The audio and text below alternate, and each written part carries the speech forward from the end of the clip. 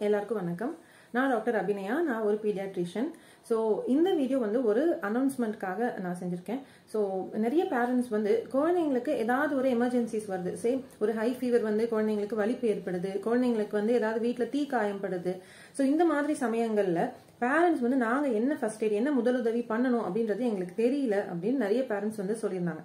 So அதனால இந்த Sunday வந்து நான் ஒரு ஃபர்ஸ்ட் எய்ட் செஷன், ஸோ முதலுதவி பத்தின ஒரு செஷன் வந்து ஆர்கனைஸ் பண்றேன். ஸோ இது முழுக்க முழுக்க ஒரு ஆன்லைன் செஷன்.